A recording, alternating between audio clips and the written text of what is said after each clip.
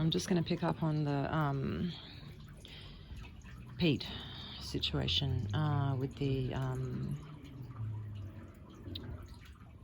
neighbour, Catherine, who lived next door in Sterling Street, who doesn't now, and that was a place she bought. She was a single woman. She was going to stay there her whole life. Like, the place was embedded, you know what I mean? There were old cars in the garage, but were her father's, and, you know, this wasn't a place she was going to leave, ever. And this guy purposely came towards her, I'm pretty sure, and now I am actually concerned about her, her well-being.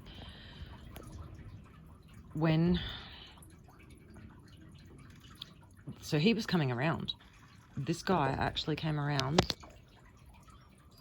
If he saw me sort of sitting out the front, he'd come around and sit there with me and chat. Like, this is how sick these people are. And they came around once and said they were getting married, and showed me a house they were moving into, massive property, like horses, things like that, a farm type situation, which suited Catherine perfectly. And, you know, I wish that is the case. I really would.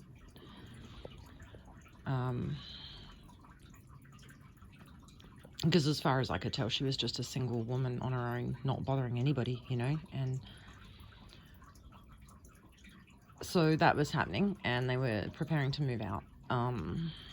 I went in there and helped them clean for like a day, shifting stuff out the back. I was helping them cut materials to fix holes in walls, scrubbing floors, doing all that kind of thing, because I mean, she had a lot of animals, so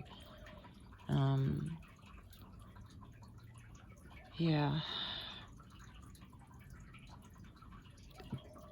strange goings on before they left.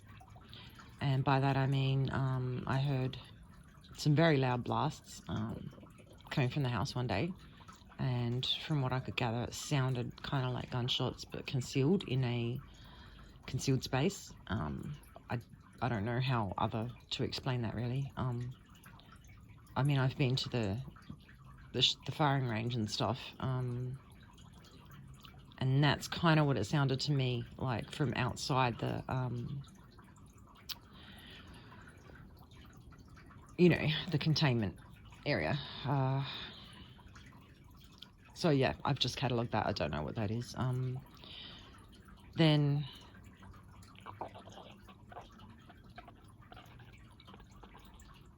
because this is really difficult to say, like, this is just really difficult stuff to say, because I need to bring these details out. Like, I just need to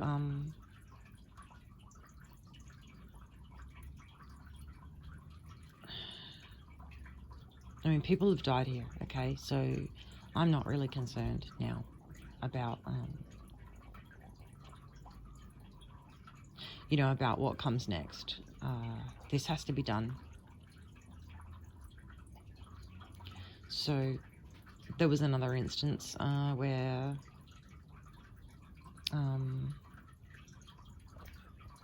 I heard, you know, I was sitting at the front, it's all quiet and everything, and I heard them watching something together. At least I thought that's what it was because of the conversation. And he's saying, well, you can't handle this, and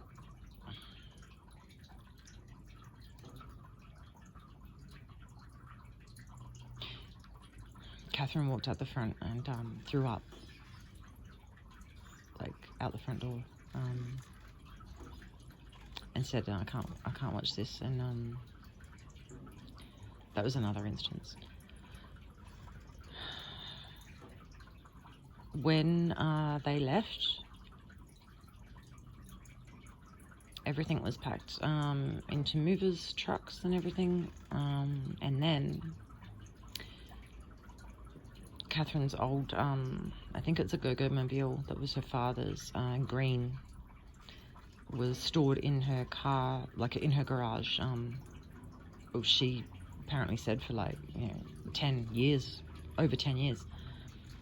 That was pulled out, and they must have got it running, because she pulled up at the front of my house in it. It was loaded with stuff.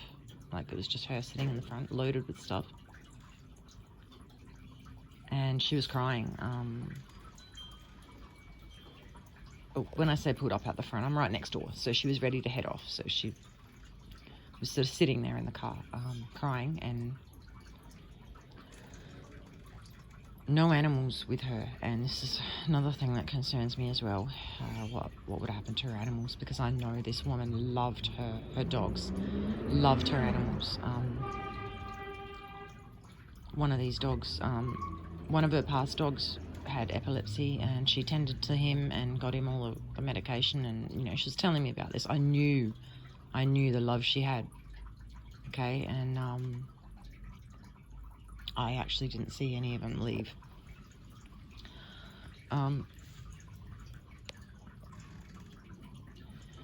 So she's sitting there. Obviously it's not right at the front. I don't think she intended me to see. And Pete says to her, well, you won't be going anywhere.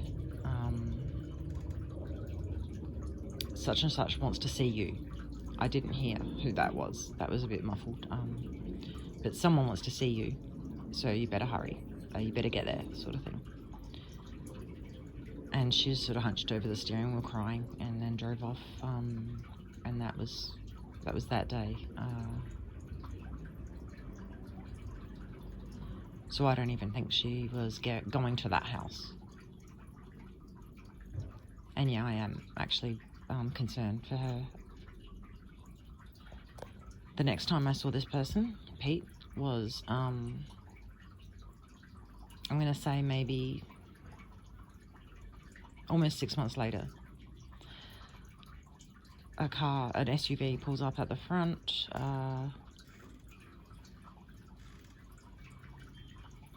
and off to the side. I mean, I didn't actually see that. I saw it go past and slow down. Then I see Pete walking past my house across the road at the Oval, just walked up and then walked back so that I could see him. He hopped in the SUV, and I heard a female's voice. I'm presuming a psychic, because he asked her, I just want to know if this girl knows who I am. And she said,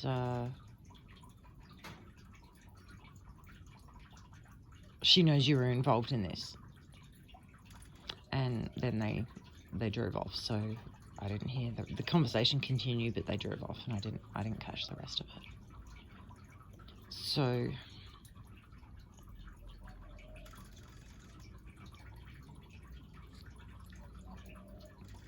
that kind of indicates to me that things weren't over. He's still, how do I put this, targeting us, or this is still, if he wants to know that I can ID him.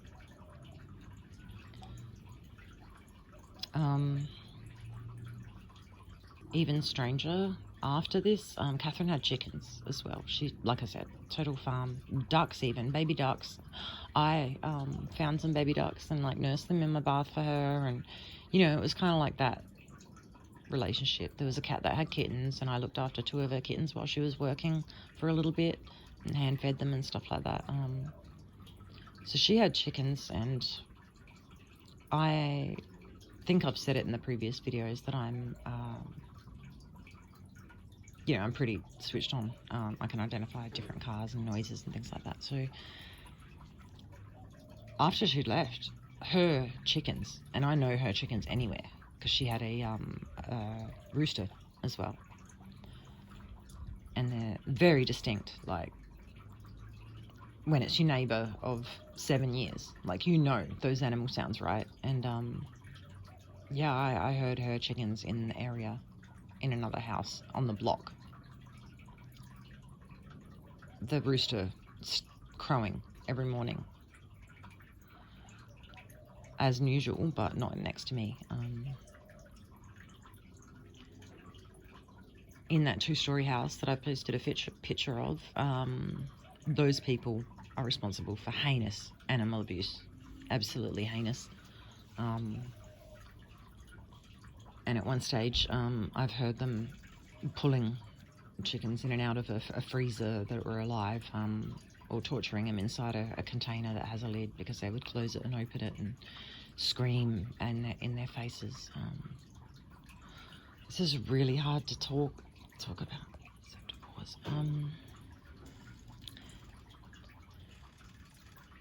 And of course there was the 2 cats that they had that befriended me, obviously, because they saw me as a safe place. They came in my yard and I was feeding them and petting them and all of that and mumming them, you know.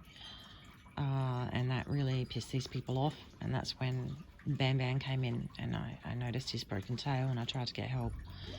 That very day that his tail was broken and I made those phone calls trying to get him help, they packed up and moved. That day, they scooped him up and put him in a box, and I never saw him again. But before that happened, like on that very day, the male that was living in that house, I don't know his name, but I definitely can identify him, and would love 5 minutes alone with him. He was talking to the people on the corner, mutt this, mutt that, you know, talking about me. So I've come out of my house, obviously fueled up, stormed out of my house and eyeballed him down the street, and he's seen me and his face just dropped, and I'm kind of like motioning to him, like abusing him, you know, well, staring him down. And he's fuming, absolutely fuming. He goes back to the house. I go back inside. I went out the back and sat there. Just gonna be hard. I'm just gonna pause. I'm just gonna do this quickly. The Prince, my little friend, the black and white, my little friend Prince, that was extremely emaciated. I found it hard to even get him to eat or be touched.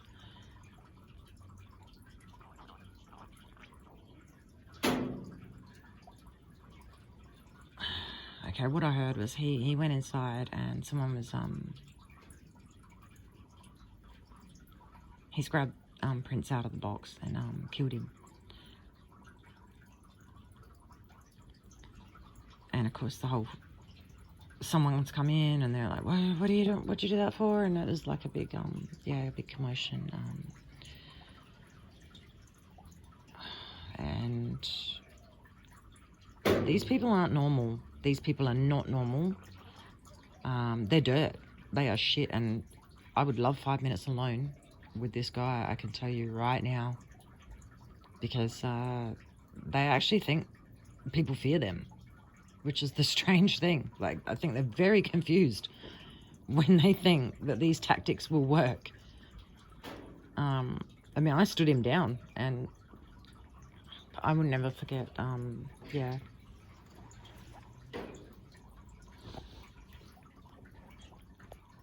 And yeah, I really think he deserves the same treatment.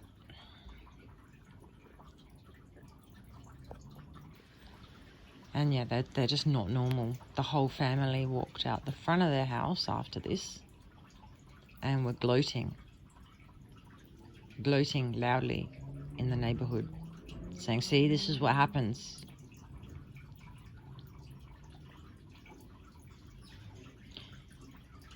And yeah, then this piece of shit says, go in there and clean all that up.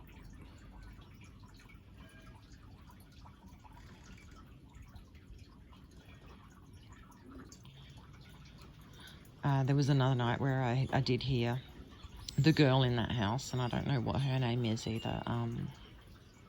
Well, none of them, really. I've never spoken to them in my life,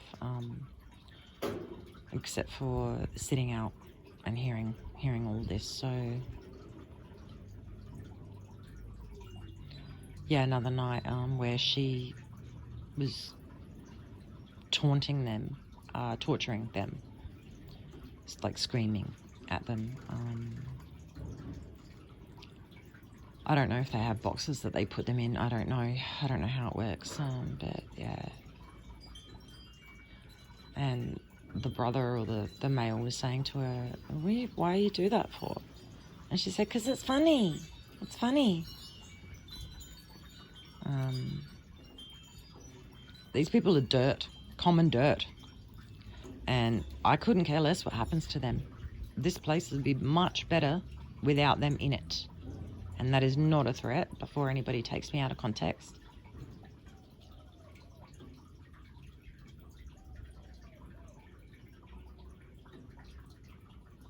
But it still is.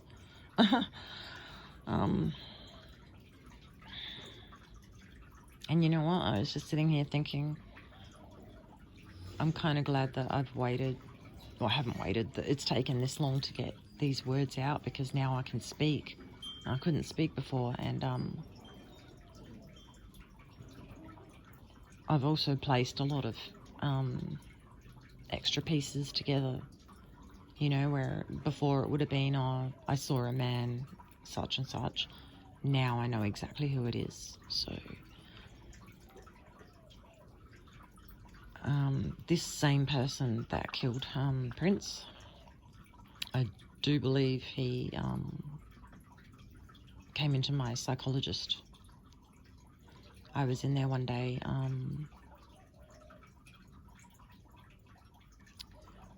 That might have to be a separate thing, so I can explain a bit more about that, because this person was also not supportive. I don't know what was happening there.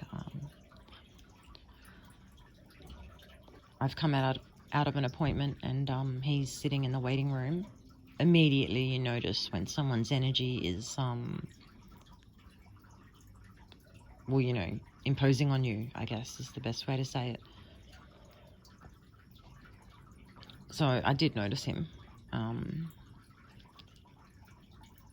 he's gone in to his appointment with my psychologist, so I'm still paying and everything, and I'm sort of walking out past the building, the windows and everything, and I pick up my conversation.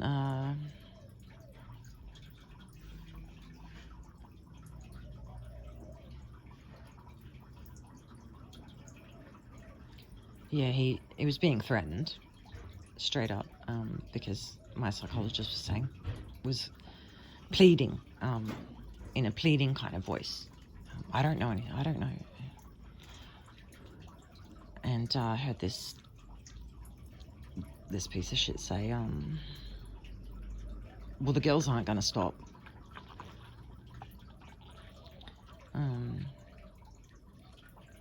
And yeah, that was it. And then I was in my car and sort of leaving. So just lots of pieces. And this is basically all I can do now while I wait for them to basically come at me. Every night they do try and kill me in my sleep. I'm shocked when I wake up, but I wake up in a lot of pain. They're working on my neck mainly. And I think you'll find that with lots of people who've tried to disclose information. The throat. They go for the throat. So, yeah.